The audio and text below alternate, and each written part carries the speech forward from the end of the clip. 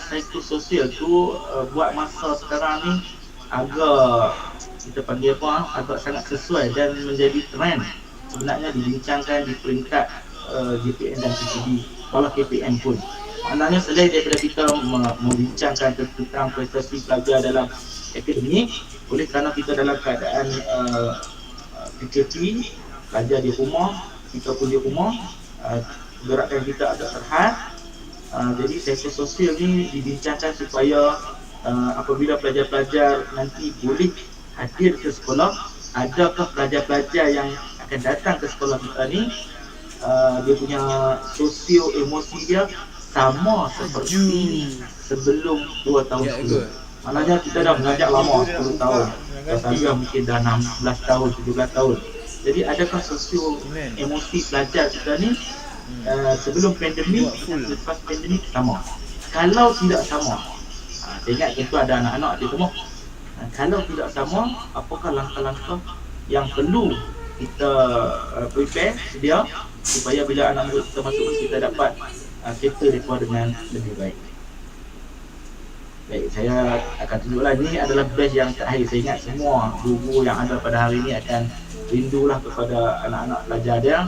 Inilah anak-anak pelajar saya, ingat yang terakhir lah saya ajar mereka, level 5. Dan saya ingat bila tengok gambar ni memang teringatlah suasana di dalam kelas.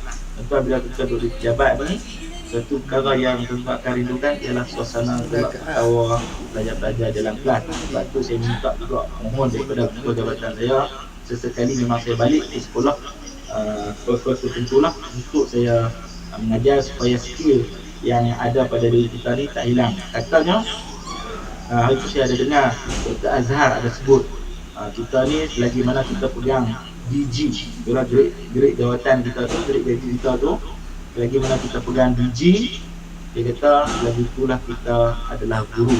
Jadi walaupun dah berada di PPD jabatan pun, saya tetap merasakan diri saya sebagai seorang guru. Seorang guru kepada pelajar, bukan kepada guru kepada guru. Saya pada hari ini pun bukan nak mengajak tuan-tuan, saya cuma nak berkongsi saja dengan tuan-tuan. Saya adalah guru kepada pelajar saya, dan saya pilih kalau diberi peluang lagi untuk balik ke sekolah pun, insyaAllah saya rela dan untuk duduk bersama dengan pelajar. Duduk bersama pelajar itu adalah suatu nikmat yang Allah Ta'ala bagi kepada kita dan bagi kepada tuan-tuan dalam kesemasa ni. Gunakanlah sebaiknya dan lakukanlah sebaik-baik yang mungkin yang tuan-tuan boleh buat. Baik, kita mulakan sikit lah. Nama pun guru kan, mesti ada set induksi lah. Baik, yang tuan-tuan nampak ni di depan tuan-tuan buah pisang. Jadi saya nak tanya lah kan, kita dah mau sembang tak cakap seorang-seorang, nak tanya lah kan, kalau lah tuan-tuan nak buka, orang Selangor panggil apa, buka lah, kopek, kipas buah pisang ni, tuan-tuan akan mula daripada mana? Kalau di sini kita panggil, kita katalah hujung, ni hujung, yang ni pangkal. Kita tanya pengacara majlis dulu lah, yang saya tengok tadi, saya nak tengok nama-nama yang ada pada hari ni. Ustaz Salga nak buka daripada mana dulu? Daripada pangkal dia tak? Ataupun Ustaz Salga biasa kalau makan pisang, buka dari pangkal atau buka dari hujung? Dia normal, kalau saya normal akan buka daripada pangkal dia lah. Pangkal dari yang keras ni lah? Yang atas tu. Kalau Ustaz saya guna pisau je. Oh, pisau je? Okey. Pisau potong dua lah. Potong dua sebab kita bahagi sebelah ke anak. Baik. Kalau Ustaz Akbar nak buka daripada mana dulu? Saya biasa dah Ustaz, saya biasa pisang ni orang rumah yang kita buka kan. Kita makan je. Bagus.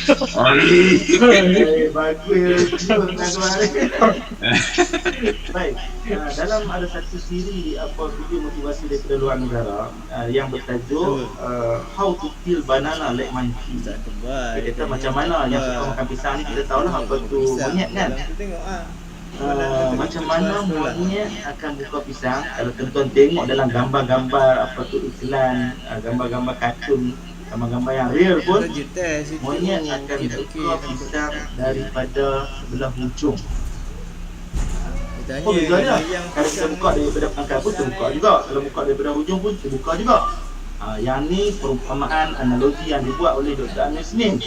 Dia kata dalam kita melihat satu isu PDPR ke, isu PBB ke, isu PBS dan sebagainya, kalau kita berjaya lihat dan selesaikan dengan cara yang paling betul, maka kita akan rasa benda tu lebih mudah. Apa yang saya nak buat dengan tuan-tuan pada hari ini ialah, kalau kita melihat PBD itu dengan ruh dia yang sebenar, maka kita akan dapat upas dia dengan baik dan laksanakan dia dengan tanpa rasa terlalu terbeban. Itu saya nak sampaikan. Jadi sebenarnya kalau kita buka pisang ni, lebih mudah adalah daripada ujung. Tapi tak salah, kalau tuan-tuan nak buka daripada pangkal pun tak salah. Cuma dia kalau buka daripada ujung tu, dia lebih lembut dan lebih mudah dibuka, seperti mana yang dilakukan oleh binatang yang bernama monyet. Baiklah, jadi kita nak lihat isu PBD ini dalam ruh dia yang sebenar, dan di mana yang kita ada salah faham tertentu yang mungkin boleh kita bincangkan di sini pada hari ini. Buka di situ, bukan di sana. Tapi tak menjadi kesalahan lah kan. Saya selalu sebut macam tu juga kat pelajar saya. Kalau kita tanya soalan dekat dia bagi jawapan, bukan jawapan dia tu salah, tapi kita nak bagi jawapan yang lebih tepat. Kadang-kadang pelajar kita ni dia bila kita terangkan satu konsep, dia tak dapat memahami penuh lagi. Dia tahu dah, tapi dia tak dapat memahami secara keseluruhan lagi. Dia akan bagi jawapan yang mungkin kurang tepat. Jadi jangan selalu salahkan pelajar. Kita bimbing dia perlahan-lahan untuk dia sebut seperti yang kita kendaki. Bimbing maknanya kita bawa dia. Dia selalu macam tu. Jangan selalu kita bagi jawapan terus kepada pelajar yang menyebabkan dia akan tunggu jawapan kita. Jadi tak apalah, tunggu je lah lagi tuan-tuan nak bagi jawapan. Bagi dia dulu. Bagi jawapan, kemudian baru kita akan bimbing dia ke jawapan yang seperti yang kita kendaki. Baik, saya suka walaupun kita punya PDPR dah nak hampir ke penghujung, insya-Allah dengan doa lah. Dan tuan-tuan pun akan bersemuka dengan pelajar secara bergilir pada minggu hadapan 1 November. Jadi prinsip asas pertimbangan PDPR ni jangan kita lupakan, iaitu keciciran murid. Ada ingat yang ni walaupun isu lama. Saya ingat bila buka sekolah nanti pun kita akan ada kita panggil hybrid. Maknanya ada pelajar yang akan ada di sekolah dan akan ada pelajar yang ada di rumah. Yang ada di rumah tu kita akan pastikan supaya tidak berlaku keciciran. Dan saya ingat masa ni pun tuan-tuan masih lagi kereta isu ni. Kemudian yang kedua, pastikan PDP kita menepati GSKP, sukatan-sukatan yang telah dijajarkan semula tu. Tapi saya ingat di penghujung ni mungkin dah habis lah kot. Tetapi KPM ada, sambil-sambil tu saya sebutlah data-data yang baru yang kita ketahui ni. KPM ada lancar program Perkasaku yang mana melihat 30% dengan anggapan yang belum diselesaikan oleh guru. Jadi yang ni pun tuan-tuan kena rujuk di SKP juga. Tapi saya yakin kebanyakan sekolah sudah hampir sampai ke 90% PDP dia. Dan mungkin ada sebahagian sekolah sudah selesai pun PDP semua tajuk, walaupun dalam PKP, dalam PDPR. Dulu yang pertama dulu mungkin kita struggle sampai ada guru tak dapat nak buat kelas kerana kita tidak mahir lagi dengan Google Meet, platform WhatsApp, Telegram dan sebagainya. Tetapi bila kita masuk saja fasa yang kedua, awal tahun 2021 ni, saya melihat guru-guru telah sangat kreatif. Dan saya ingat kalau saya pun berada di sekolah pada ketika ni, mungkin saya tidak dapat buat sebaik yang tuan-tuan buat. Melihat kepada dalam Facebook, dalam YouTube, usaha effort guru untuk belajar sesuatu yang baru tu telah berjaya dilakukan oleh pandemik COVID-19. Dulu masa saya jadi IDW PhD 21, selalu kita sebut nak bawa benda baru ni, dan guru agak susah nak berubah daripada teknik tradisional kepada PhD 21. Tapi rupanya bila berlaku pandemik ni, maka bila berlaku tekanan tu maksud dia terpaksa buat juga, maka guru kita sebenarnya memang boleh buat sesuatu yang di luar jangkaan pihak pentadbir, PPD dan juga jabatan. Dan yang paling penting yang kita nak bincangkan pada hari ini ialah bagaimana kita menjaga sosio emosi murid dalam tempoh PKP ataupun dalam tempoh pasca PKP yang akan berlaku tidak lama lagi. Jadi tuan-tuan, apabila saya pergi ke pusat PPV tempat vaksin tu, melihat anak-anak murid kita ni divaksin, anak-anak murid di sekolah menengah ni, bayangkan dalam ramai-ramai tu semua duduk pegang handphone seperti tak boleh berpisah. Jadi itu saya rasa cabaran yang paling besar yang tuan-tuan akan hadapi bila sekolah dibuka. Sekolah kita tak macam sekolah di luar negara. Kalau di Korea, mereka boleh bawa handphone ke sekolah. Tapi mereka taklah macam anak-anak kita ni kan. Nak tengok handphone tu 24 jam. Mereka memang boleh bawa handphone diletakkan di atas meja, dan ada kala guru akan menggunakan handphone tu sebagai alat pembelajaran integrate. Tapi di Malaysia saya ingat setakat ini belum lagi dibenarkan handphone dibawa ke sekolah. Jadi nak pisahkan handphone daripada anak murid kita nanti tu akan menjadi suatu cabaran kepada kita lah. Dan juga tuan-tuan macam mana tuan-tuan nak kembalikan fokus mereka kepada handphone. Dulu mereka duk fokus kepada handphone. Satu mereka main game, yang kedua mereka nak belajar lah dekat handphone tu. Sekarang ni kita nak ubah daripada fokus mereka kepada handphone tu lebih kepada kita di sekolah untuk sesi pembelajaran. Jadi ini cabaran kita bersama. InsyaAllah sama-sama kita usaha untuk selesaikan dia. Jadi kalau masuk kepada PBS ni, yang ni saya ingat semua tuan-tuan tahu. Tapi yang kita nak bincang ni PBD. Tapi daripada PBD itu kita kena tahu juga PBS. Daripada pentaksiran berdasarkan sekolah ni, sebenarnya negara kita ni nak ke arah bukan lagi exam oriented, tetapi secara berfasa. Dan PBS ni adalah satu alat dia. Jadi tengok kita panggil apa? Pentaksiran ataupun penilaian kepada pelajar tu tidak lagi hanya semata-mata kepada kurikulum, tetapi adalah bersifat holistik, menyeluruh daripada pentaksiran pusatnya yang main daripada lembaga, pentaksiran sekolah, PBD yang akan kita bincangkan sebentar nanti. Kemudian ada PAJSK yang tuan-tuan collect daripada penyertaan di peringkat PPD, peringkat sekolah, PPD, jabatan negeri, kebangsaan dan antarabangsa. Dan dalam tempoh PKP ni saya tengok banyak penyertaan pelajar yang boleh melangkaui daripada yang sebelum ni. Bagus jugalah hikmah PKP ni, ada jugalah selain daripada kekangan yang kita hadapi, ada juga hikmah-hikmah lain. Dan juga pentaksiran psikometrik yang dilaksanakan oleh kaunselor kita. Jadi kita nak fokus yang akademik dan PBD. Jadi satu saja PBD lah, pentaksiran bilik darjah. Dan saya suka, saya ingat bermula daripada tahun 2020, selepas daripada peperiksaan UPSR dan PT3 tak ada lagi di sekolah, maka PBD menjadi dialog di peringkat nasional, di peringkat kebangsaan. Dulu PBD kita tak bincangkan sampai peringkat kebangsaan, tetapi bermula pada tahun 2020 kita sudah bincangkan. Bila ada dialog nasional, maka adalah dialog di peringkat negeri, adalah dialog di peringkat PBD, dan ada juga dialog di peringkat sekolah. Maka kalau sebelum ni kita agak longgar melihat PBD, maka pada ketika ni kita kena melihat PBD ni sebagai satu alat yang penting untuk kita memberi gambaran bahawa murid kita ni pencapaian dia sudah sampai di mana. Untuk pentaksiran bilik darjah, ada dua jenis pentaksiran yang dilaksanakan, iaitu formatif dan juga sumatif. Jadi saya ingat tuan-tuan tahulah. Saya suka nanti saya akan bawakan tuan-tuan satu contoh. Saya ingat kita dah nak masuk bersemuka ni, saya bawa contoh bersemuka lah. Macam mana kita buat PDP, tetapi dalam PDP tu sebenarnya ada pentaksiran PBD ni tanpa kita sedari. Jadi antara salah faham yang pertama yang saya lihat di negeri Kedah ni ialah mereka guru ni faham bahawa PBD ni mesti dinilai daripada soalan bertulis sahaja. Itu salah faham pertama, no?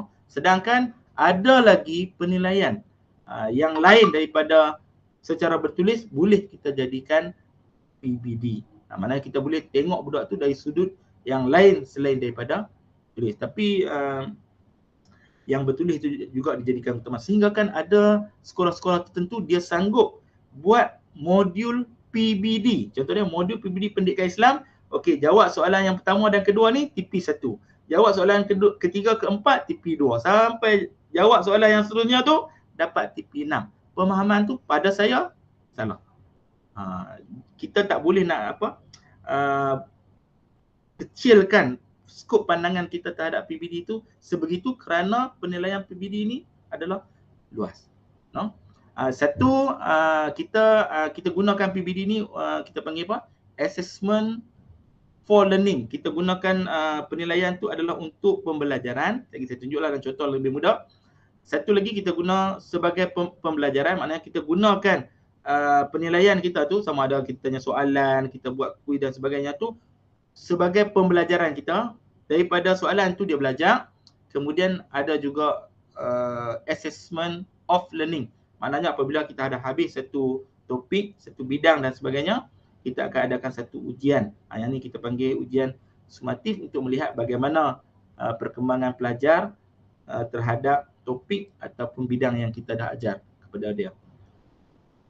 Jadi ini ciri-ciri yang ni saya ingat tuan-tuan dah sentiasa maklum dah lah. Saya pergi sikit lah. Sepatutnya PBD ni dirancang oleh guru. Sebab tu pada saya bila kita nak masuk ke kelas, RPH tu sangat penting. Walaupun kita ulang tulis benda yang sama bertahun-tahun, tetapi perancangan RPH sepatutnya adalah mengikut tahap pelajar yang kita ajar pada tahun tersebut. Jadi sepatutnya aktiviti tu mungkinlah perlu ada perubahan sedikit. Tapi walau bagaimanapun terpulang pada tuan-tuan, tuan-tuan lebih tahu apa yang berlaku untuk di kelas tuan-tuan dan anak-anak murid tuan-tuan. Itu kita tak dapat nafikan lah bila kita pergi ke sekolah pun. Yang ni saya bagi kepada guru lah. Guru sebenarnya dia lebih tahu, lebih kenal pelajar dia daripada orang yang main tengok. Ada sistem, yang ni saya ingat tuan-tuan dah tahu, formatif dan sumatif kita dah cerita tadi, pelbagai kaedah. Nanti slide yang seterusnya kita akan perincikan sedikit, mungkin kita boleh bersoal jawab pada ketika tu, apa yang dikatakan kaedah penulisan. Aktiviti macam mana yang dikatakan PBD secara penulisan. Aktiviti yang macam mana yang kita katakan sebagai lisan, dan aktiviti yang macam mana kita katakan sebagai pemerhatian yang boleh kita jadikan PBD. Jadi tadi yang salah faham yang pertama, isu yang pertama tadi yang mengatakan bahawa PBD hanya daripada soalan-soalan tu, salah lah. Tapi saya ingat tuan-tuan pun dah memahami. Mungkin hari ini kita membuka sedikit lagi view kita berkaitan dengan PBD.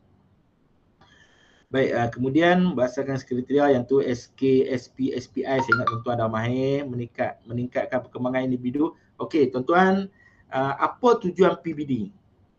Tujuan dia ada dua. Yang pertama untuk guru, yang kedua untuk pelajar. Untuk guru apa? Untuk guru untuk dia reflect dia punya pengajaran dia. Kalau kata bila dia buat PDP, ada PBD, kemudian ramai pelajar kita tidak dapat menguasai tajuk tersebut.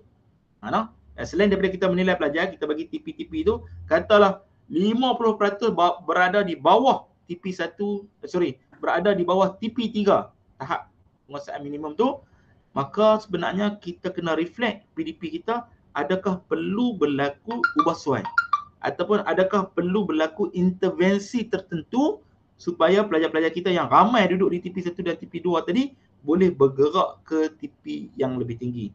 Maknanya PBD ni bukan sekadar kita ajak budak, kemudian kita nilai dia, kemudian tahap penguasaan itu kekal. Tak boleh. Kita kena ada satu usaha untuk meningkatkan tahap penguasaan murid itu kepada yang lebih tinggi sesuai dengan kemampuan dia. Saya ingat itu saya tersentuh secara umum lah. Baik, saya nak tunjuk kat tuan-tuan satu video ni. Kemudian saya nak tanya tuan-tuan, saya harap saya siap soalannya. Saya nak tanya tuan-tuan, di mana proses PBD itu berlaku di sepanjang saya punya PDP ni, no? Harap-harap tuan-tuan boleh dengar lah. Boleh dengar lah apa tu music dia? Boleh? Okey, baik.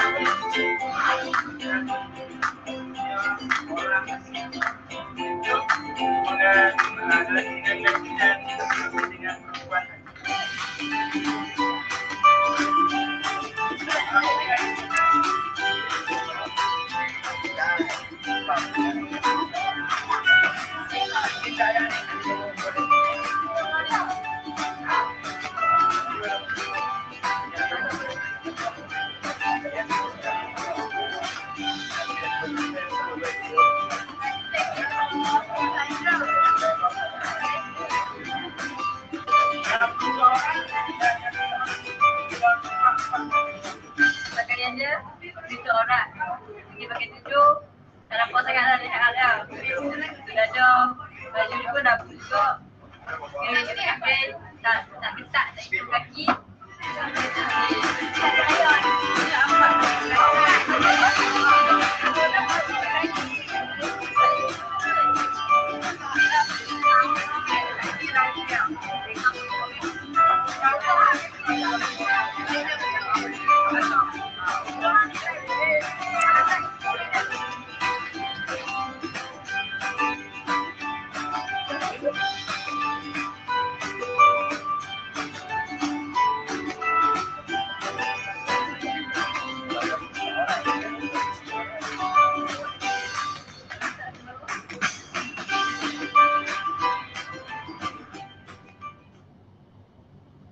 Okey, baik. Cikgu Nurul Atikah, ada Cikgu Nurul Atikah? Ya saya. Cuba Cikgu Nurul Atikah bagi tahu saya, dekat mana Cikgu Nurul Atikah nampak proses PBD berlaku ataupun bentuk PBD yang berlaku dalam video tadi? Kalau daripada tengok video tadi, kita dapat tengok pada peringkat awal Ustaz ada bagi Kertas. kertas untuk Okey, cukup Cikgu Nurul Atikah bagi peluang untuk cikgu lain sama lah. Maknanya yang pertama tu memang ada dah PBD, kita panggil penilaian kendiri murid. Maknanya sebelum dia belajar, kemungkinan tajuk tu dia dah belajar dah di tahun 1, tahun 2, kemudian dikembangkan di tahun 4 dan tahun 5 kan. Mungkin kita bagi soalan tu dulu nak tengok tahap mana dia ingat pengetahuan sedia ada. Itulah berlaku dah PBD yang pertama. Baik, tanya lagi. Jawab satu je Cikgu Nur, kita bagi peluang kat rakan-rakan kita. Saya nak interaksi juga sebab nama saya Mas Santai ni. Cikgu Salahuddin. Minta maaf lah kalau ada ustaz-ustazah saya panggil cikgu lah semua kan. Cikgu Salahuddin ada? Perbincangan bersama rakan. Ya. Kumpulan tadi. Ya, maknanya tuan-tuan dah nampak. Kita tahu tadi antara bentuk-bentuk PBD, satu bertulis, penulisan, pemerhatian dan juga lisan.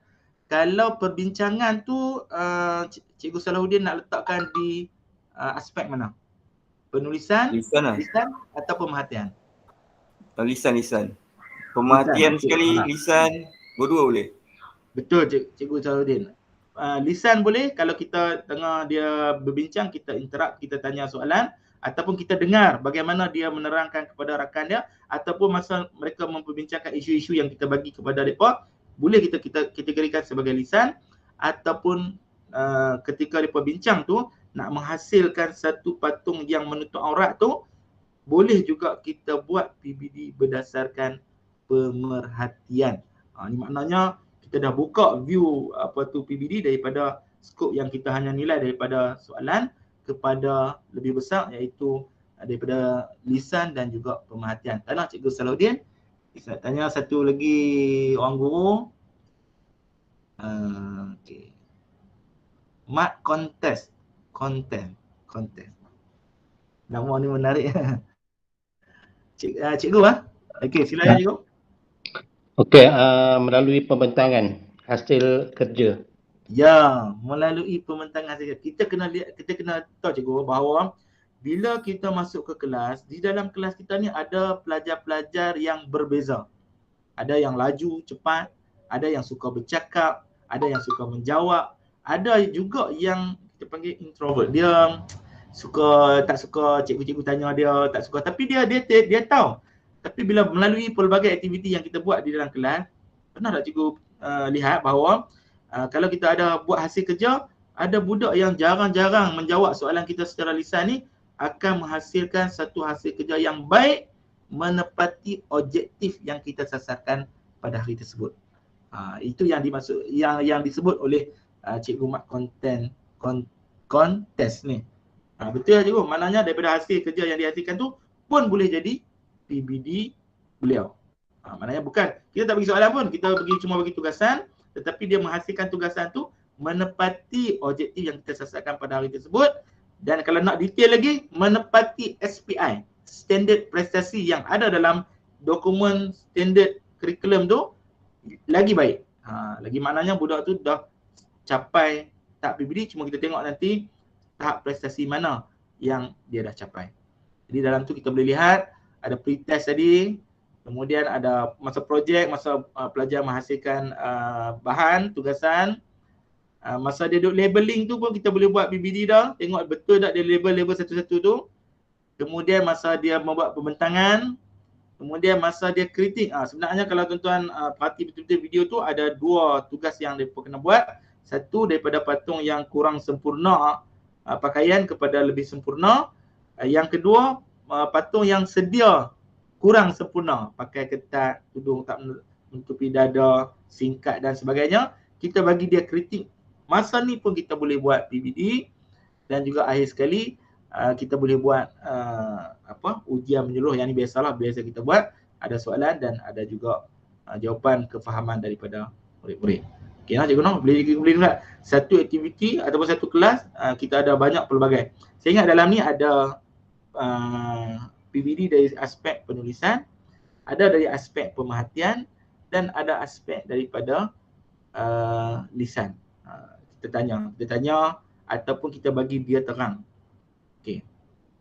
Baik, kita pergi lebih dalam lagi. PBD ini kita tak dapat lari daripada satu dokumen yang telah disediakan oleh pihak kementerian, iaitu Panduan Pelaksanaan Pentaksiran Bilik Darjah. Yang ni edisi kedua cikgu, 2019. Cikgu boleh dapatkan daripada laman web KPM. Cuma saya nak fokus kepada muka surat 12 ni. Saya baca sikit jadual di atas tu menunjukkan 6 tahap penguasaan. Cikgu pun tahu TP1 sampai TP6 tu.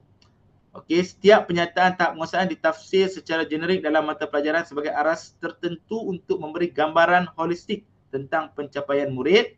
Okey, tahap penguasaan minimum bagi semua mata pelajaran ditetapkan pada tahap penguasaan 3. Okey, yang ni saya ingat kita review balik, bukan kita review, kita ingat balik. Tahap 1 dan tahap 2 tu maknanya tak sampai lagi. Kalau kita dulu tak lulus lagi. Sampai tahap 3 tu baru lulus. Kemudian pada tahap ini, murid boleh menggunakan pengetahuan untuk melaksanakan suatu kemahiran dan tugasan pada suatu situasi. Yang ini penyataan umum bagi TP1. Tapi kalau kita pergi by subject, nanti saya tunjuk untuk pendidikan Islam lagi, penyataan dia akan berubah sikit sesuai dengan penyataan umum ni. Setiap murid dibimbing dan diberi peluang untuk mencapai sekurang-kurangnya tahap penguasaan 3. Yang ni yang saya sebutkan tadi. Kalau kata tengah-tengah saya mengajar tadi, ada pelajar yang saya rasa dia ni duduk di TP2. Jadi dia ada hak untuk kita bimbing dia lagi. Mungkin pada ketika tu, ataupun mungkin selepas tu, ataupun mungkin pada kelas yang akan datang dan diberi peluang untuk mencapai sekurang-kurangnya tahap penguasaan 3. Cikgu jangan faham bahawa kita paksa cikgu untuk letakkan di TP3. Tak. Kita kena, selepas kita bagi TP2 kat dia tu, kita kena ada lagi proses bimbingan dan bagi peluang kat dia. Ada lagi tak ruang-ruang yang kita boleh uji dia supaya dia dapat TP3 ni. Mungkin kefahaman dia main melalui selain daripada yang kita tunjukkan. Mungkin kita boleh tanya dia kalau dia duduk di rumah tu, dia tengok mak dia pakaian macam mana. Dia pun cerita mak dia pakai t-shirt lengan pendek dan sebagainya tu. Kemudian kita tanya dia, kalau macam tu menutup aurat dah? Dia kata kalau macam tu tak menutup aurat, maka kita faham bahawa dia dah faham konsep aurat yang kita ajak dia dalam kelas. Cikgu saya ingat boleh lebih kreatif untuk menilai pelajar-pelajar kita. Okey, walau bagaimanapun, tidak semua murid berupaya mencapai tahap ini pada kadar yang sama kerana potensi individu adalah berbeza. Yang saya sebut tadi, mungkin penilaian PBD kita tu kena ada pelbagai supaya kita boleh menilai pelajar itu sesuai tahap kemampuan dia. Oleh itu, guru perlu mengambil tindakan susulan dan sentiasa berusaha untuk membantu murid meningkatkan tahap penguasaan masing-masing. Kalau pi lagi yang paragraf di bawah tu, cikgu juga sebenarnya selain daripada kita duk rancang murid kita ni nak pergi ke TP3 saja, ada juga kena usaha-usaha untuk meningkatkan yang duduk di TP3, TP4 tu ke TP yang lebih tinggi, 5 dan 6. Maknanya kalau dia boleh buat projek, dia boleh kritik tadi, bila bagi gambar yang tak sempurna, dia boleh detect tang mana yang dikatakan kesilapan dalam nak memenuhi tuntutan menutup aurat ni. Kalau dia boleh detect sampai tahap tu, mungkin kita boleh bagi tahap 5 atau tahap 6 macam tu, no? Okey, baik. Dan semua tu perlu kepada pertimbangan profesional. Saya nak Ustaz Asrul. Ya. Nak mencelah sikit, nak bertanya sikit boleh? Boleh, silakan. Saya rasa agak takut kalau saya nak bagi murid TP1 dan TP2. Mohon komen sikit. Okey, Sebab tu saya kata tadi, berkemungkinan maksud Ustaz Akbar, kita takut nak bagi TP1 dan TP2 yang akan menyebabkan kita disoal nanti. Ya, betul. Okey, sebab tu sebenarnya kita masuk lagi tu, pertimbangan ni pertimbangan profesional. Sebenarnya cikgu, PBD ni adalah integriti kita. Dan juga sebenarnya bila PBD ni dibincangkan di peringkat yang lebih tinggi, ni pendapat peribadi saya lah kan. Dia sebenarnya dia akan menekan pihak yang sebenarnya ni pandangan peribadi, no? Dia akan menekan pihak PBD, pihak sekolah untuk meletakkan TP yang agak tinggi supaya tak perlu menjawab. Itu kenyataan umum saya lah, pendapat peribadi. Sebenarnya PBD adalah hak eksklusif antara guru dan murid dia. Guru jangan takut nak meletakkan tahap pencapaian sebenar kepada murid, kerana itulah yang akan menjadi asas sandaran cikgu untuk melakukan intervensi kepada murid tersebut. Cuma kita kata bila kita letakkan TP1 dan TP2, maknanya kerja kita bukan lagi selesai. Kita kena ada lagi kerja usaha untuk meningkatkan dia daripada TP1 kepada TP2 dan seterusnya kepada TP3. Tetapi kalau kemampuan dia hanya di situ, dah kita buat berbagai cara intervensi dah, maka kita kekalkanlah di TP1 dengan justifikasi yang kita akan jawab dengan masa kita buat penjaminan kualiti. Sama ada penjaminan kualiti itu di peringkat sekolah PPD ataupun di peringkat negeri. Tapi di peringkat negeri itu dia tak pergilah kepada budak tu. Kalau di peringkat sekolah tu dia akan pergi kepada budak. Mungkin ketua panitia ataupun penolong kanan dia akan tanyalah sebab apa tak boleh budak pelajar ni tak boleh kita bagi TP3, hanya dapat TP2. Jadi cikgu orang yang tahu dalam kelas tu, cikgu akan jawablah. Pelajar ni kita dah bagi dah secara lisan pun dia tak boleh, secara pemerhatian pun tak boleh, secara penulisan jawab soalan pun tak boleh. Maka jangan takut untuk letakkan TP sebenar pelajar jika dia tidak dapat memenuhi TP yang seterusnya. Tetapi cikgu janganlah kita lepaskan tanggungjawab itu apabila macam saya kata tadi lah, bila habis PDP tu kita letak TP 1 tanpa kita buat apa-apa untuk kita nak menaikkan dia ke TP yang lebih baik. Okey, baik. Yang ni saya sentuh sikit daripada kita dah buat satu bengkel dengan guru pendidikan Islam yang disampaikan oleh pegawai SIC Plus. Saya tak ubahlah slide dia ni. PBD dan PDPR. Ingat kita ada lagi sikit-sikit lagi PDPR. Jadi dalam tempoh PDPR ni mungkin cikgu-cikgu akan tanya macam mana kita nak buat PBD. Jadi kalau ikut pandangan daripada SIC, dia kata semasa proses PDPR secara online yang melibatkan komunikasi dua hala. Yang macam ni boleh dua hala antara guru dan pelajar dengan pelajar. Maka guru boleh bertanya soalan dan murid boleh menjawab. Ini adalah instrumen lisan. Kita tengok lagi apa lagi instrumen-instrumen lisan yang boleh kita gunakan. Kemudian selepas proses PDPR, murid menghantar tugasan. Ini dalam tempoh PDPR kita banyak hantar tugasan kepada murid. Bila murid hantar tugasan tu, kita akan jadikan dia sebagai PBD. Kemudian kita buat project based learning, PDPR secara gabungan, online dan offline. Kerja berkumpulan dan keseruan boleh rujuk kepada instrumen pemerhatian. Lebih kurang juga macam dengan video yang saya tunjuk tadi, cuma mungkinlah bila dalam tempoh PDPR ni ada pengubahsuaian bersesuaian dengan suasana. Apa yang guru boleh lakukan sekiranya pelajar langsung tidak hadir semasa proses PDPR? Hubungi pelajar secara personal, terangkan aktiviti yang telah diadakan. Tapi cikgu-cikgu, isteri saya ni dia guru JKOF, guru sekolah rendah. Saya tengok effort guru sekolah rendah ni, tentulah kan, untuk guru JKOF terutama dia, untuk guru pendidikan Islam terutama dia, sampai ke malam. Isteri saya memang selepas maghrib setiap hari persekolahan, dia akan spend masa untuk murid dia buat aktiviti tasmik. Jadi saya tengok, Masya Allah. Kalau dulu hanya di sekolah, kemudian kita pukul 2, pukul 3 dah balik, kemudian tak berlaku dah aktiviti pembelajaran di rumah tu.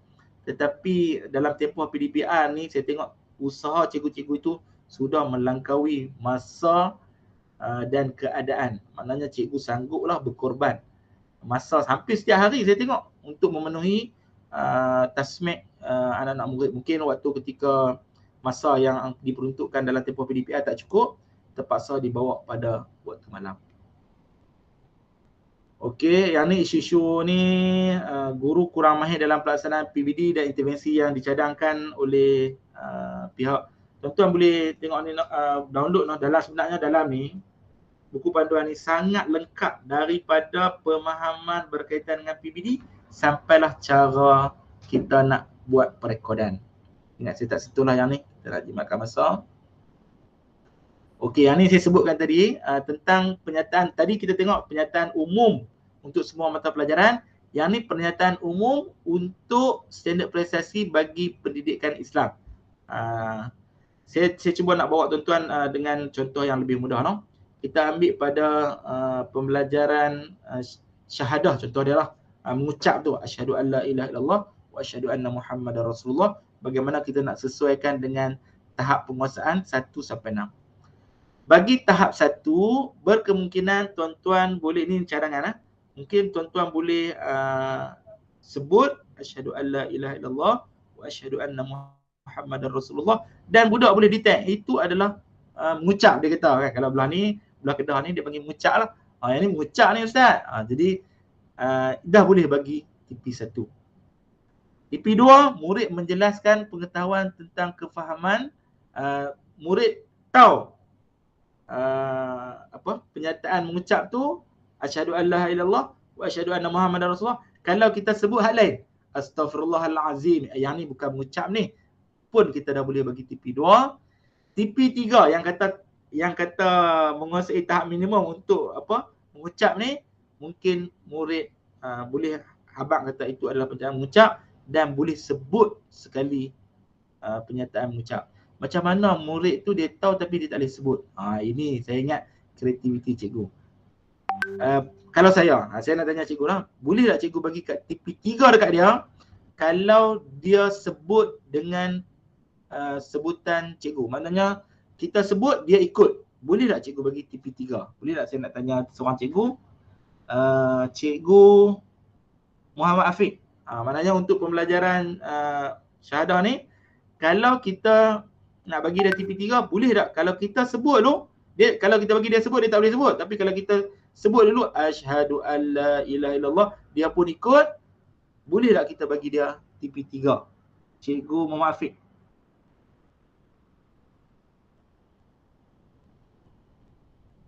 Ada Cikgu Muhammad Fiq dah?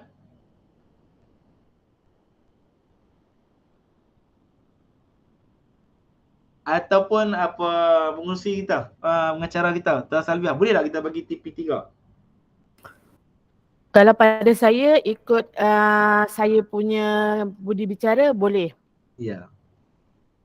Maknanya itu akan kita panggil dah masuk kepada professional judgement. Maknanya mengikut pendapat Tuan Salviah, berdasarkan pengalaman dia dengan budak tu, berdasarkan kepada objektif yang kita sasarkan, maknanya boleh. Boleh kita bagi TP3. Kadang-kadang kita tak mau, kita nak dia boleh hafal juga certain perkataan-perkataan tu sampai boleh. Kalau tak boleh tu kita nak bagi juga TP2. Jadi cikgu kena faham, bila kita nak menetapkan TP ni, mungkin kadang-kadang kita boleh juga dalam penjaminan kualiti tu merujuk kepada guru-guru yang lebih berpengalaman. Okey noh. Baik, kalau TP4 ni kita pergi yang lebih lanjut lah, dia boleh hurai pula penyataan syahadah tadi. Pada TP5 dia boleh bagi lagi secara terperinci sesuai dengan yang kita ajak dia. Sampai TP6 cikgu, yang ni lah yang saya suka ajar PAK 21. Dalam PAK 21, dalam part K1N tu ada satu K tu yang disebut sebagai critical thinking, pemikiran secara kritis. Macam mana cikgu nak boleh dapat TP6 tu?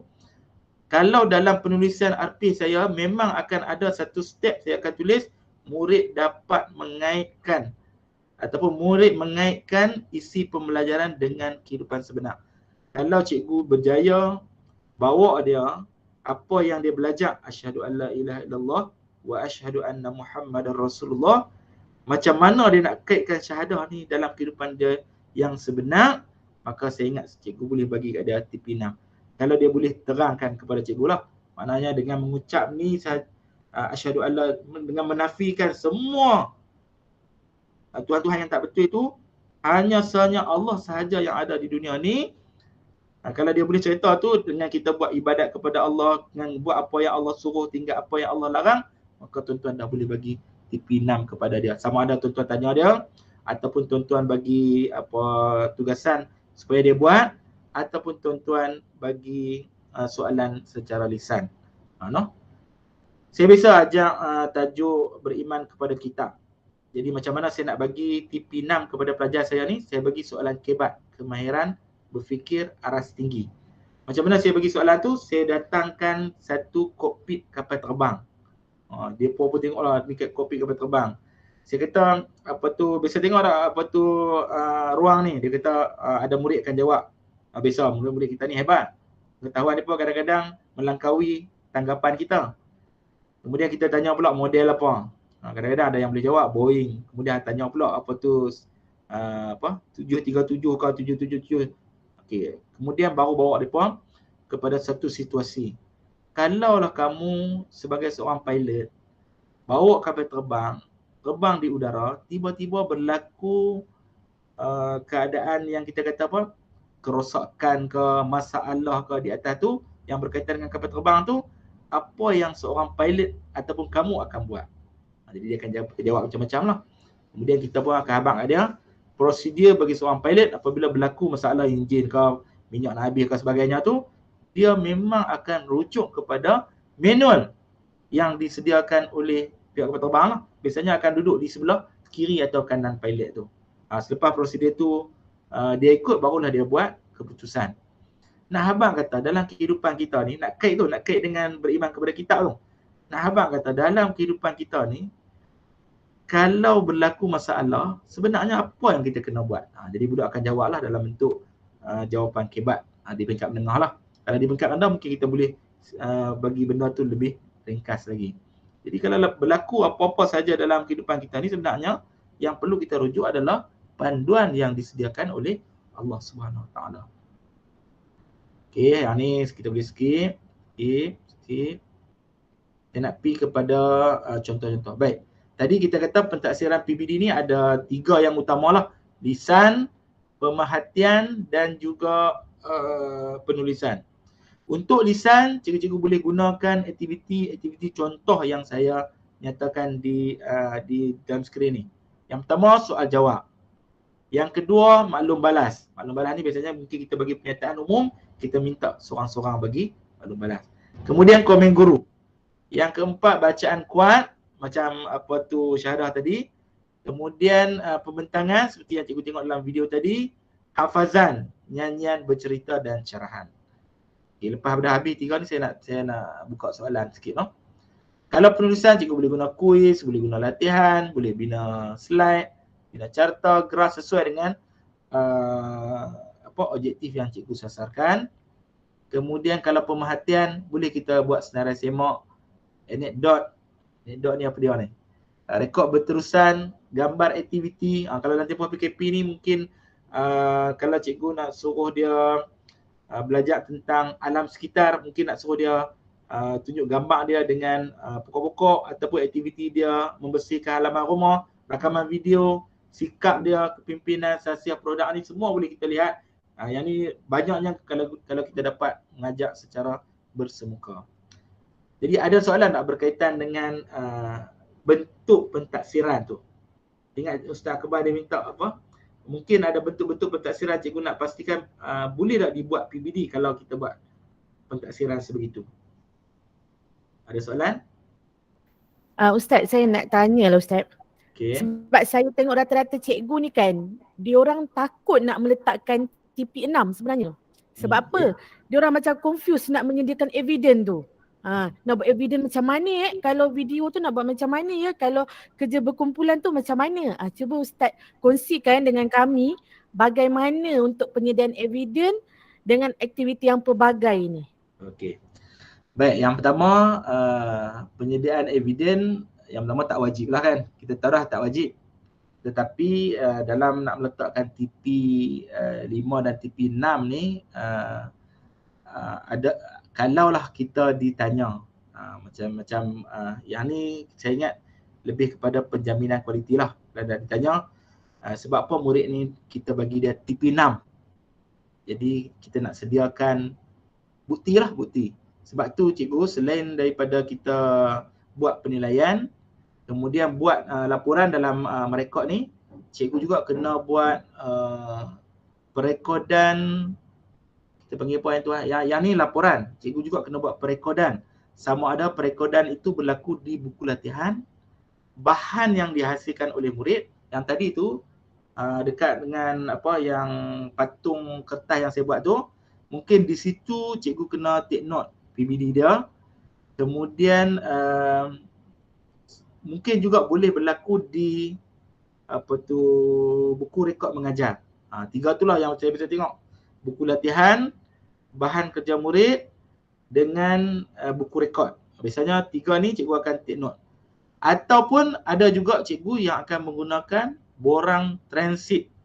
Hanya ada satu borang yang cikgu akan take note lah di situ. Okey, baik. Sekarang kita nak pergi kepada TP6. Untuk kalau cikgu buat yang syahadah tadi, yang saya kata hanya soal jawab tu, mungkin cikgu hanya boleh rekod dia secara bertulis. Tak ada lah bahan tu. Tapi kalau tugasan, kalau cikgu bagi tugasan, macam tadi saya bagi tugasan, mungkin cikgu boleh simpan bahan-bahan itu. Sekiranya kita nak tunjukkan bahawa memang pelajar ni layak untuk dapat TP6, cikgu boleh tunjuk, keluarkan semula bahan-bahan yang telah dihasilkan oleh murid tadi. Jadi kena simpan lah. Khususnya untuk murid-murid yang dapat TP6. Tapi kalau buat folio yang tu tak ada masalah lah, memang kita boleh bagi TP6 sebab bahan tu memang ada. Saya cuba nak fikir macam mana kita nak boleh bagi TP6 untuk selain daripada projek ni. Kalau dalam matematik, mungkin dekat buku latihan yang soalan yang dia boleh jawab, soalan kebat contoh dia. Kalau untuk bahasa, mungkin apabila dia dapat hasilkan karangan yang bagus, begitu juga di buku latihan. Untuk TP5 dan TP6 ni mungkin kena berekod lah untuk kita nak membolehkan dia dapat TP yang lebih tinggi. Sebenarnya Ustaz Asrul, contohlah kalau kata kalau kata tajuknya adalah solat berjamaah kan. Okay. Kalau murid boleh menjadi imam solat dengan betul. Okey. Imam kan boleh mengimamkan solat. Itu TP berapa sebenarnya? Dengan betul lah. Yang tu TV6 lah Ustaz. Jadi Tapi macam mana kita nak buat perekodan yang tu? betul. Macam mana bentuk perekodan dia? Satu mungkin boleh gambar. Kita snap gambar. Kalau dalam keadaan sekolah kita snap gambar. Tapi kalau dia di rumah tu, mungkin dalam senarai semak, dalam soal sidik senarai semak tu, pernahkah anda menjadi imam di rumah? Dia pun jawab ya. Kan kita pun kita tanyalah sikit, bila kamu jadi imam ni apa yang kamu kena buat sebenarnya? Dia pun jawab sekian-sekian ni, kita pun sahkan bahawa memang dia dah jadi imam di rumah ni dalam tempoh PDPR ni, imam di rumah, maka kita bagi TP6. Ya boleh macam tu Ustaz Khabar. Betul. Okey, baik. Okey, mereka penjaminan kualiti no. Yang ni saya lebih kepada sudut pandang pengurusan dan yang lebih tinggilah, PPD dan jabatan sebagainya. Selain daripada kita memberi TP-TP tertentu kepada murid dan melakukan intervensi-intervensi untuk memastikan keadilan berlaku kepada anak murid kita ni, perlu berlaku proses penjaminan kualiti di peringkat sekolah. Jadi perlu ada bimbingan. Saya ingat ini walaupun sembang santai pada pagi ini juga adalah proses bimbingan yang telah dilaksanakan oleh pihak pentadbiran kepada guru. Maknanya untuk memberi kefahaman dan view yang lebih luas berkaitan dengan PBD. Jadi telah berlaku pementoran, kemudian ada pengesanan, pemantauan dan penyelarasan lah. Biasanya, tapi saya tak pastilah sekarang ni berlaku lagi. Dulu masa PT3 tak ada, kemudian diganti dengan PBD, memang ada satu kita panggil mesyuarat untuk meletakkan tahap penguasaan tertentu kepada murid ni. Sebab nanti bila dia nak mohon ke tingkatan 4, maka PBD ni yang akan digunakan. Jadi untuk bagi adil, maka kita duduk semeja dengan guru-guru yang mengajar tingkatan 3, maka kita tanya, sesuai tak kita bagi TP3? Jadi guru-guru akan saling macam-macam lah, akan saling bagi pendapat dan sebagainya, walaupun berlainan subjek. Jadi yang ni lebih kepada penjaminan kualiti. Kita bimbang. Saya bukan bimbang dalam bila saya melihat PBD di sekolah rendah ni lah untuk darjah 6 terutamanya, bila pemahaman PBD ni betul-betul sampai kepada guru-guru, dia akan integriti dia tinggi bagi kepada anak murid. Macam Ustaz Akbar kata tadi lah, dulu mungkin dia takut nak bagi TP1, TP2, sekarang ni dia tahu pelajar tu memang layak untuk TP tu, dia pun bagi TP1, TP2. Dia bagi dengan betul lah, betul dan berintegriti. Tapi di satu sekolah, di satu tempat yang lain pula, mungkin pemahaman PBD dia agak rendah, ataupun agak kecil, ataupun terlampau longgar, menyebabkan dia bagi TP semua yang tinggi-tinggi kepada anak murid dia. Bila mai saja PKSK, bila budak isi borang tu, atau bila mai penilaian, terutamanya kita duk pilih masuk SMKA ni, pelajar yang guru dia buat PBD dengan penuh integriti ni akan dapat TP yang rendah lah.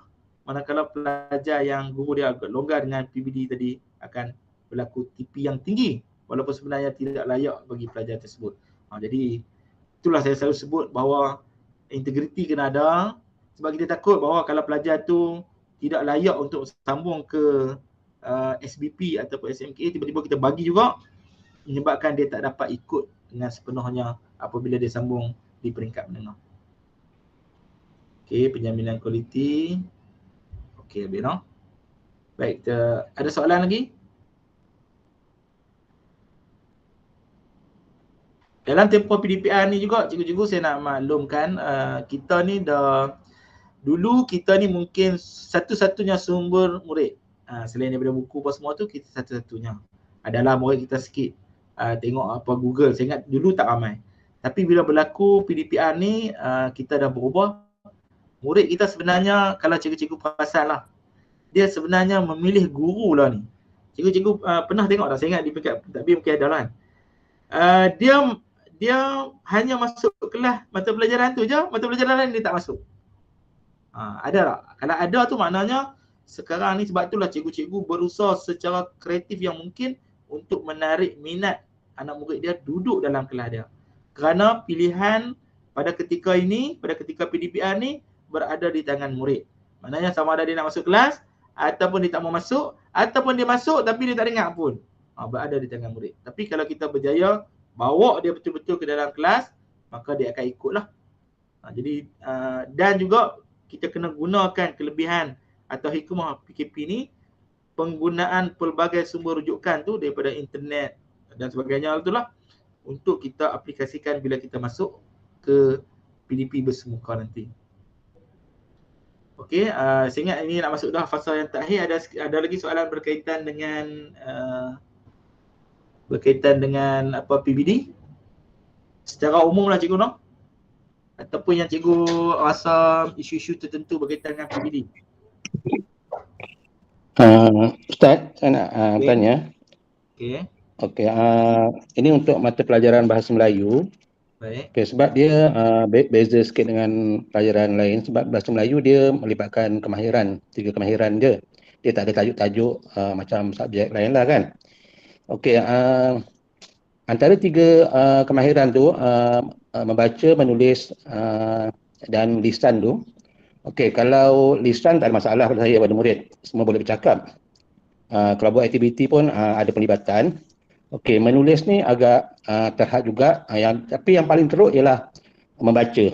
Okey, terutamanya pada murid tahap 1, macam yang kelas yang saya ajar lah.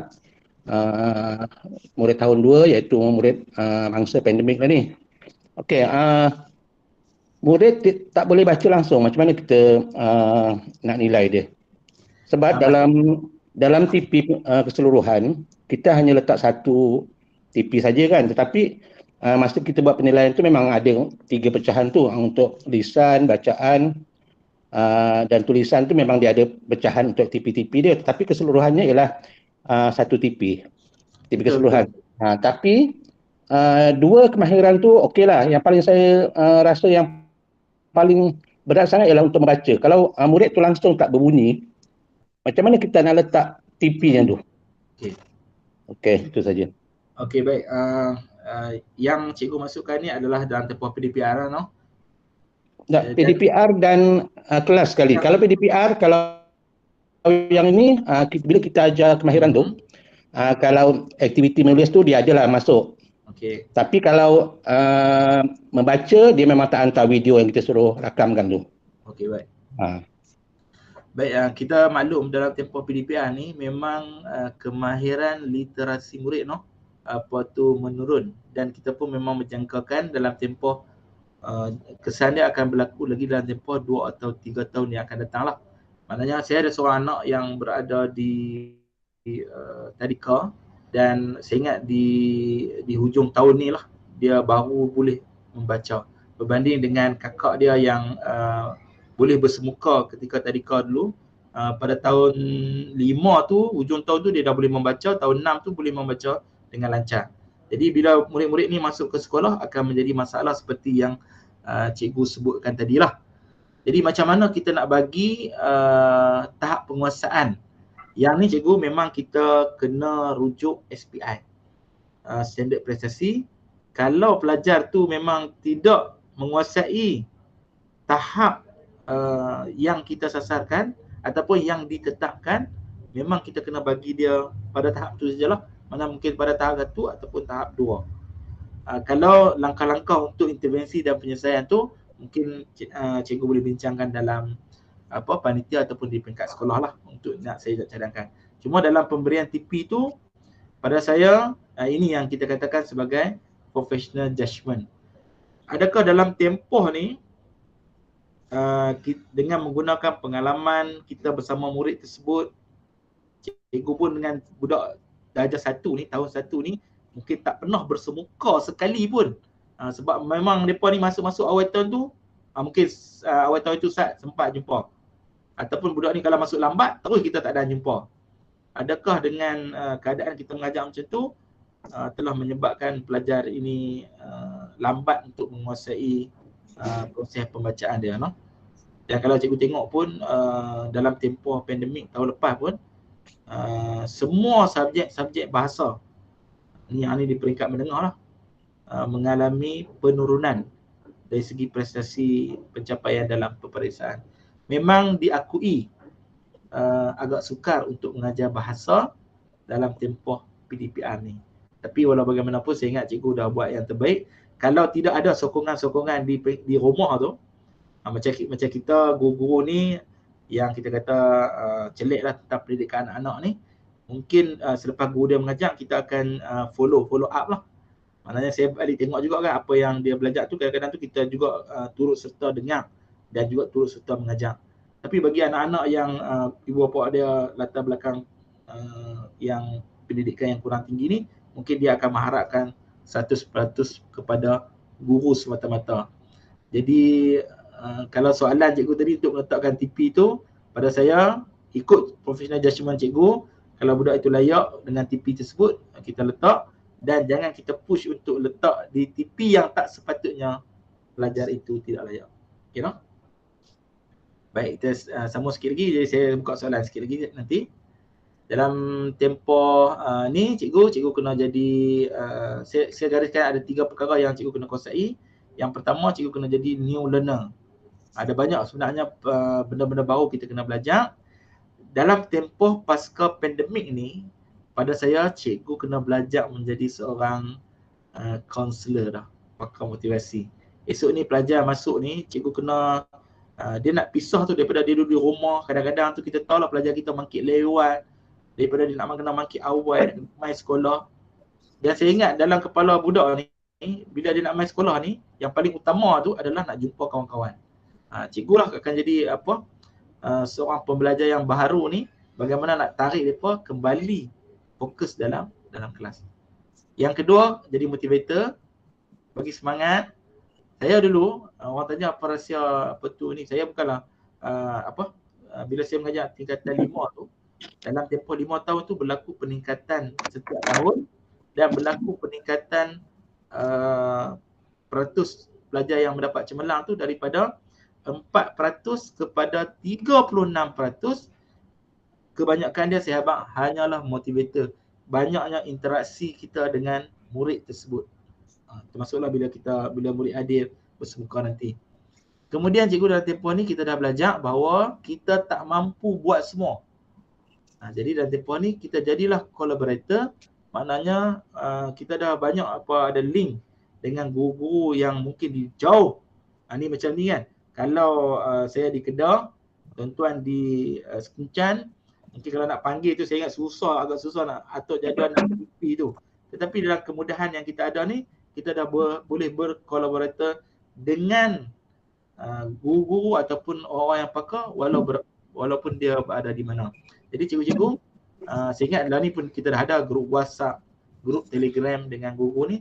Gunakanlah platform tu untuk kita tambah baik PDP kita. Jadi macam cikgu Mat test ni tanya tadi, mungkin dalam penetapan TP bagi murid yang tidak boleh membaca tu, mungkin boleh dibincangkan dalam grup yang satu grup orang yang pakar lah. Maknanya dalam subjek yang sama. Apa yang berlaku di sekolah mereka, apa yang mereka laksanakan intervensi untuk mengatasi masalah tersebut. Kemudian dalam tempoh ni juga untuk menjadikan PDP kita lebih bermakna, saya buat 3 juga. Yang pertama, kita kena identify apa isu kita apabila macam bahasa Melayu tadi dia dah nampak isu dia pelajar memang yang masuk daripada tadika ni akan ramai yang tidak boleh membaca, dan apa intervensi yang kita akan sediakan apabila pelajar ini masuk ke sekolah nanti. Yang kedua, cikgu kena dah ada perancangan untuk laksanakan pembelajaran secara hybrid ataupun secara flip classroom. Sebahagian cikgu ajar di dalam kelas muka, dan cikgu jangan lupakan pengalaman ilmu yang cikgu belajar di sepanjang tempoh PKP ni, guna Telegram, grup WhatsApp, Google Meet dan lain-lain tu untuk kita teruskan dalam waktu-waktu tertentu dalam memberi impak yang tinggi kepada anak-anak murid kita. Dan anak murid kita ni sebenarnya dia ada satu masa yang dia bergantung lah kan. Saya buat program kepada murid-murid, saya cuba test waktu pagi, waktu petang dan waktu malam. Rupanya waktu yang paling disukai oleh pelajar adalah selepas maghrib. Saya tak tahu siapa. Maksud saya bila saya buat tu jumlah yang hadir. Bila saya buat waktu pagi, jumlah dia biasanya kalau di sekitar Kedah ni akan dalam 500 ke 600 orang. Kalau buat waktu petang akan pi 200 ke 300 orang. Tapi kalau pi waktu malam, kita buat waktu malam akan pi sampai ke 1,500 ke 2,000 orang. Maknanya pelajar ni pada saya lah, dia suka waktu malam untuk belajar. Saya tak tahu pasal apa. Mungkinlah ni pandangan. Mungkin waktu malam tempoh PKP dia tak boleh nak bergerak ke mana, menyebabkan dia boleh fokus kepada apa-apa pembelajaran secara atas talian. Okay, ada soalan lagi sebelum kita tutup? Belajar cikgu-cikgu ni minta maaf. Mungkin ada cikgu yang keluar masuk ni sebab apa? Ada kelas kan.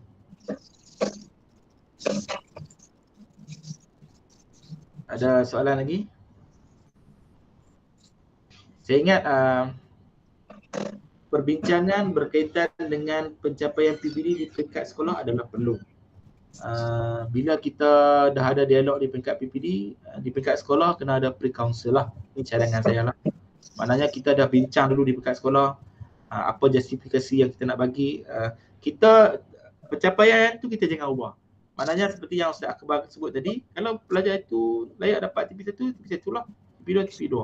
Tetapi justifikasi penjelasan itu perlu konkret. Sebab apa pelajar itu di situ? Apa yang telah kita lakukan kepada pelajar itu yang menyebabkan kita firm bahawa itu adalah keputusan untuk mewakili pelajar-pelajar kita. Okay, Ustaz Akbar ada soalan? Ustaz Salbiah? Okey, maknanya di sini Ustaz, kalau dalam kita nak membuat satu pentaksiran pada murid, dalam mudahnya kita sediakan satu rubrik, betul tak Ustaz? Sediakan satu rubrik dengan kita kaitkan tahap penguasaan umum yang dalam di SKP dengan SPI yang ada supaya kita mudah untuk menetapkan TP mereka di mana selain daripada judgement personality secara profesional kita. Ya, selain daripada itu juga penguasaan guru terhadap konten ataupun kita sebut sebagai SK, standard kandungan dan standard pembelajaran tu, SP tu kena tinggilah untuk kita bagi betul-betul bahawa bila pelajar ini menjawab begini, maknanya dia sudah sampai satu tahap prestasi. Jadi pengetahuan guru juga kena tinggi supaya dia dapat mengaitkan standard prestasi dengan standard umum yang seperti yang kita sebut tadi. Tapi rubrik itu kadang-kadang macam inilah, kita buat RPH, sepatutnya RPH kita adalah menepati SKPMG itu standard 4, betul tak? Tetapi adakah setiap kali kita menulis RPH kita merujuk kepada SKPMG itu standard 4? Kalau pada amalan saya tak katalah cikgu-cikgu. Amalan saya memang setiap kali saya menulis RPH saya tak akan merujuk kepada SKPMG itu standard 4 tu. Tetapi kita ada satu kaedah yang mungkin atas pengalaman kita mengajar ni, macam mana kita nak menulis satu RPH yang akan mempunyai aktiviti yang menepati SKPMG itu standard 4. Antara dia seperti yang saya selalu share dengan rakan-rakan guru berkaitan dengan PK21, laksanakan PK21, dan ada satu lagi saya suka buat kita panggil apa tu inquiry based learning. Ada 5 step tu. Dia panggil 5P, 5E. Engagement, apabila kita mula-mula mengajar ada set industri, kemudian ada explanation, ada sesi penerangan, sama ada penerangan guru ataupun penerangan daripada murid kalau kita buat flip classroom. Ada sesi exploration, maknanya pelajar meneroka ilmu itu bersama-sama dengan guru. Ada sesi elaboration, iaitu pelajar mengaitkan pengajaran yang dia belajar dalam kelas itu dengan kehidupan dia yang sebenar. Dan ada sesi evaluation, iaitu sesi penilaian. Walau bagaimanapun, kalau yang ni penilaian secara bertulis lah ataupun soal jawab. Walau bagaimanapun di 4 step yang belakang tadi boleh juga berlaku penilaian secara berterusan. Jadi saya nak sebut dalam penetapan PBD juga, adakah cikgu, saya nak tanya seorang lah, adakah cikgu akan merujuk rubrik standard prestasi setiap kali nak bagi TP? Boleh tak cikgu NISM IJN ni jawab? Cikgu dah buat macam Tuan Salbiah kata tadi. Buat yang kali pertama tak apa, macam dengan apa tu SKPMG standard 4 lah. Kita akan tengok dulu, baca dulu, faham pertama. Tapi adakah kita akan melihat setiap kali kita nak buat RPH? Kalau amalan saya tak akan lihat lah. Tapi saya akan pastikan bahawa dia menepati SKPMG tu standard 4. Jadi nak tanya cikgu NISM IJN ni, adakah cikgu akan merujuk rubrik standard prestasi setiap kali cikgu nak bagi TP? Ada tak? NISM IJN. Nama ataupun cikgu Musaddiqatul Husna. Insya-Allah ustazah apa ni? Musaddiqatul Husna. Ya. Ustazah cikgu. Ya. Ustazah cikgu. Kalau saya tak merujuk kepada SKPMG tu. Ada bukan SKPMG tu. Kalau kita nak bagi TP ni, adakah cikgu akan merujuk kepada rubrik yang seperti yang disebut oleh Tuan Salbiah tadi? Maksudnya di SKP ke? Di SKP, kemudian dia ada rubrik lah apa tu PBD ni, dia ada rubrik dia. 1 sampai 6 tu kan. Adakah kita akan merujuk kita nak bagi TP? Maknanya kita nak bagi TP 3, kita akan rujuk lagi. Saya tak rujuk sangat. Ya. Sebenarnya cikgu tak rujuk tu bukan maksud dia cikgu tak rujuk terus. Cikgu tak rujuk sebab berdasarkan pengalaman yang sedia ada. Tapi cikgu kena ingat seperti yang Tuan Salbiah sebut, bila kita peringkat permulaan kita kena baca juga rubrik TP1. Kalau kita nak bagi tu sepatutnya penyataan umum dia bagaimana, TP2, TP3, TP4, TP5. Kemudian kita sesuaikan dengan standard prestasi. Tetapi bila dalam keadaan kita dah mengajar, dah lama dah, kemudian kita dah faham dah bagaimana nak bagi TP tu, berdasarkan pengalaman yang ada tu, maka kita bagi tahap penguasaan yang paling sesuai, paling adil kepada pelajar tersebut. Terima kasih cikgu. Baik, ada lagi soalan yang berkaitan ataupun soalan-soalan? Ya. Ustaz, maksud saya rubrik ni, kita kan dah tengok DSKP semua tu, tapi rubrik tu bukan kita fokus sepenuhnya dalam DSKP. Katalah macam tadi Ustaz kata tajuk beriman kepada kitab kan. Kalau di sekolah rendah di tahun 3, kita dah tahu dah apa benda murid yang perlu kuasai dalam tajuk tu. Kita sendiri yang buat rubrik berdasarkan keadaan murid kita. Macam tu. Okay. Boleh kan macam tu? Boleh. Kalau macam tu kita yang tu memang patut kita buat patut kita buat. Kalau untuk satu-satu tajuk tu kita yang buat penetapan kalau pelajar itu dah capai satu tahap yang mencapai objektif lah kita kata kan. Kalau dia capai macam yang kita sebut tadi, boleh sebut nama-nama kitab. Maka kalau dia boleh sebut nama kitab ni, kita akan bagi dia TP 3 contoh dia. Betul tak? Ya betul. Sebabnya ada di kalangan guru, dia takut sebab seolah-olah kena ikut bulat-bulat dalam DSKP. Kena ikut betul-betul macam standard yang ditetapkan. Sampai diorang lupa sebenarnya benda tu kita kena lihat pada murid kita, keadaan murid kita sebenarnya.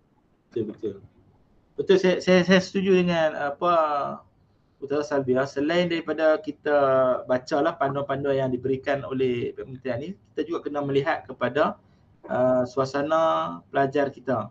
Sebab tu saya suka tadi, selain daripada kita kena pelbagaikan juga pentaksiran tu, kadang-kadang murid kita ni, macam murid saya di SMK Jelur ni, dia suka seni. Suka kepada warna, suka kepada aktiviti yang kertas warna-warna, kemudian suka melukis kan. Jadi penilaian saya tu bila saya nak buat kefahaman mereka tu, lebih kebanyakan dia terarah kepada aktiviti-aktiviti seperti tersebut. Baru dia boleh keluarkan kefahaman dia tadi tu. Kadang-kadang kalau kita hanya menggunakan kertas untuk menguji kefahaman dia tu, dia tak dapat nak keluarkan dengan secara sempurna. Macam tu. Okey. Saya masuk rumusan sikit, sementara kalau ada soalan lagi nanti kan. Jadi kalau saya memang akan kata, tuan-tuan, kita hari ini kita sedang sediakan anak murid kita untuk masa yang akan datang. Jadi dengan kata lain, kita boleh katakan bahawa kehidupan kita pada hari ini tak akan sama dah seperti sebelum PKP. Mungkin pemakaian mask tu kita akan lihat lagi dalam tempoh 2-3 tahun akan datang. Kemudian penjarakan tu mungkin akan berlaku lagi dalam tempoh setahun akan datang. Kemudian sikap pelajar terhadap kita, kalau dulu anak-anak murid kita mungkin tak berapa dengan internet ni kurang sikit. Walaupun dia main game tu je sajalah. Tapi sekarang ni dia dah expose terlampau banyak. Maknanya sebenarnya kalau dia nak cari apa bahan, semua dia boleh rujuk sahaja kepada YouTube tu. Dia tekan matematik tahun 3, keluar kadang-kadang tajuk yang dia nak belajar tu. Itu perubahan-perubahan yang akan berlaku, dan 10 tahun lagi kita pun tak tahu apa yang akan berlaku kepada anak-anak pelajar ni. Dan sepatutnya kita mempersiapkan diri mereka dengan pelbagai disiplin ilmu lah, supaya membolehkan mereka survive suatu hari nanti. Jadi anak-anak pelajar kita ni akan macam dululah kan, siapa sangka Grab, Food Panda akan menjadi suatu pekerjaan tetap bagi sebahagian orang. Dan ada pekerjaan-pekerjaan baru dalam tempoh PKP ni telah lahir, wujud.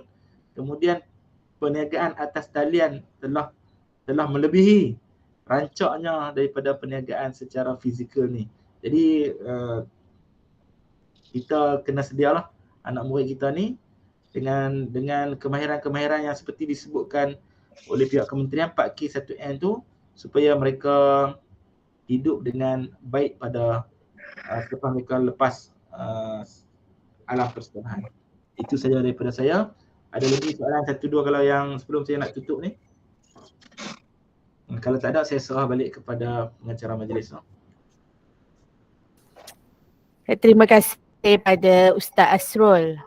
Memang orang kata lepas ni kita dapat sesuatu yang baru, lebih bugar, lebih segar. Senang ayat ceritanya, lebih segar, lebih terbuka minda kita, lebih rasa tak stres dengan PBD ni. Jangan kita rasa tertekan. Sebenarnya benda tu kita dah buat sebelum-sebelum ni.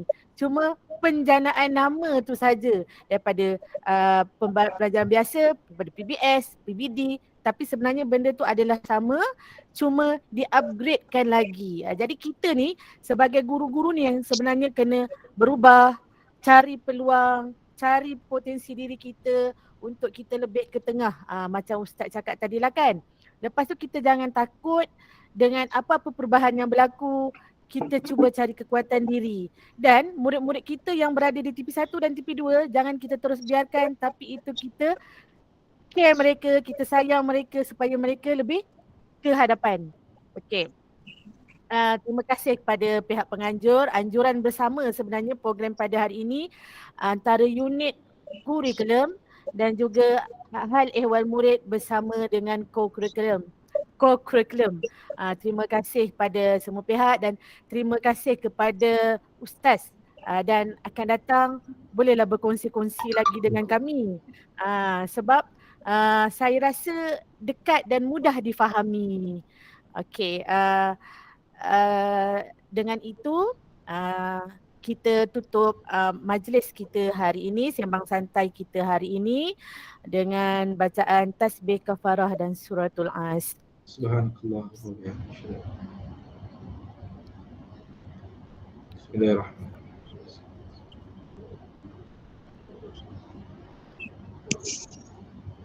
Okey, syukran jazilan. Ila liqa ya Ustaz. Terima kasih semua. Jumpa lagi insya-Allah. Terima kasih Ustaz Akbar.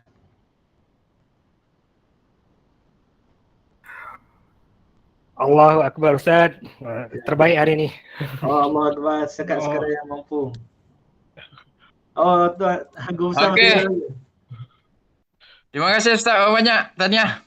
Banyak benda sebenarnya benda kata lama kita upgrade je sebenarnya. Kita tambah lagi untuk penambahbaikan je. Tapi benda tu okeylah Ustaz. Sebenarnya banyak benda yang kata yalah menjurus kepada PBD ni, dia sebenarnya dia luas sebenarnya. Dia luas sebenarnya. Luas sebenarnya. Ya. Kita tak kata start pada satu keadaan aja. Untuk kita buat betul. penilaian itu, sebenarnya penilaian itu luas, cukup luas untuk bila masuk pentafsiran ni aja dia memang macam tu lah. Ya? Dia tak tahu pada satu sudut saja. Kata lisan aja kan. Betul. Dia lebih luas sebenarnya. Okey, terima kasih Ustaz, banyak-banyak tu. Baik. Banyak perkara yang baru dan kata menambah lagi apa keilmuan yang ada dalam kata kita nak melaksanakan pentafsiran ni kepada anak-anak kita. Terima kasih Ustaz, terima kasih banyak-banyak lah. Alah Ustaz. InsyaAllah Ustaz, lain kali boleh lagi Ustaz ya? InsyaAllah. Ustaz, sebab Ustaz banyak program-program tu kan, banyak ikon-ikon inovatif tu, boleh kongsi dengan kami supaya kita orang pula boleh jadikan satu benda inovatif untuk betul. subjek lain. Sebab tadi saya macam terfikir yang aurat tu. Saya kata Ustaz ni kaitkan dengan permainan zaman kecil-kecil baju tu kan. Boleh memang tak terfikir langsung benda tu. Ustazah, saya masa tu saya jaga anak. Sebenarnya saya ada lebih kurang 5 inovasi dan 5 inovasi tu semua main daripada anak. Jadi saya jaga 2 orang anak masa tu. So apa permainan dia tu semua saya convert. Kalau tu tahu banyaknya pembelajaran tingkatan 5 tu. Itulah, betul. Kita buat secara apa kanak-kanak tu, budak-budak memang sangat seronok. Jadi dia cepat ingat dalam kepala. Betul. Macam itulah yang kami nak tengok. Saya nak tahu tajwid Ustaz tu. Macam tertarik dengan tajuk inovasi Ustaz tajwid tu. Yang tu kolaborasi dengan Cikgu Helmi tu. Okey. InsyaAllah tak kebal. Nanti kita boleh Ustaz akan datang. Baik, dia PBG ni dia relate je dia dengan apa ni mata pelajaran lain sebenarnya. Ya. Dia ada relate, dia ada kesinambungan dia sebenarnya. Dia ada maksudnya dia tak terpisah sebenarnya. Ada gabung jalin dengan subjek lain. Dia ada. Dah Sabiah tahu kalau di tingkatan 2 RBT depa dah buat baju daripada pakaian daripada kain sebenar. Jadi tingkatan 5 nak buat daripada kertas tu apalah sangat kan. Next project saya lepas pada tu memang saya nak buat baju tapi saya dah gerakkan ke PPD masa tu tak sempat lah. Saya tak tahu kata di tingkatan 2 tu memang dia dah belajar dah cara-cara nak buat baju. Yes. Jadi maknanya belajar tu dia menggunakan inovasinya kita menggunakan bahan yang sebenar pula Ustaz ya, daripada lukisan, daripada kita dia sebagainya tadi, cuba kita buat daripada lukisan tersebut menggunakan kertas, kita innovate dia kepada menggunakan kain sebenar ya tak? Betul lah. Dan import dia yang paling jauh Tazah, seorang daripada pelajar kelas saya yang saya tunjuk tadi tu, dia dah sambung pelajaran dalam peringkat diploma dalam bidang fashion. Allah. Dia datang jumpa saya, dia kata Ustaz boleh tak dia nak sambung dalam bidang fashion ni. Kita pun ingat dia melawak. Jadi kita baguslah kata ni fardu kifayah ni nanti kamu jadi fashion designer. Rupanya dia pergi betul ke bidang fashion tu. Tapi saya harap dia jadi fashion yang baiklah kan. Betul. Ya. Itu import yang kita tengok aktiviti yang kecil tetapi import yang jauh lah. Pada nama kita ni. Ustaz Asrul, saya terfikir kalau kata macam dia punya gabung jalin dengan matematik. Contoh murid itu diambil bertugas di kedai buku. Nampak tak? Di kedai buku kan dia menguruskan transaksi pembelian jualan kan. Itu juga boleh digabung jalin dengan matematik, betul kan? Betul. Saya bila ada sekatu saya berkongsi dengan guru matematik, saya pernah bawa satu isu. Contoh dia, kita belajar algebra dalam kelas. Tetapi cuba cikgu matematik bagi tahu saya dekat mana dalam kehidupan sebenar ni kita guna algebra tu. Jadi cikgu matematik dia tahu, dia sebenarnya kata waktu sekian kan. Kalau cikgu boleh bagi tahu pelajar bahawa algebra ni memang anak-anak akan guna dalam kehidupan dia tu, dia akan lupa untuk belajar, insya-Allah. Kita nak bagi tahu ya kepentingan ilmu yang dia dapat sekolah ni bukan sekadar atas-atas nak lulus peperiksaan, tetapi untuk dia hidup dalam alam dia yang sebenar tu, insya-Allah dia akan usaha belajar lah macam kita lah kan. Dulu kalau kita orang suruh belajar IT tu, kita kata belajar tak apa kan. Tetapi bila berlaku PDPR ni, kita akan push diri kita juga untuk belajar sebab keperluan kita nak guna dalam PDP kita. Betul. Baik. Ustaz Akbar noh, boleh saya minta diri dulu noh? Boleh. Terima kasih Ustaz. Ustaz, Ya, ya. Ustaz, Ya. sahabat saya ada tak lagi di JPN? JPN ke apa? Ni Kamarul Bahrain ada lagi? Kamarul Bahrain. Ada lagi tu betul ke Kamarul Bahrain? Ada lagi tak? Kalau betul lah yang tu duduk di sektor perancangan. Ya. Oh, duduk perancangan sekarang. Duduk perancangan sekarang. Dulu dia di sektor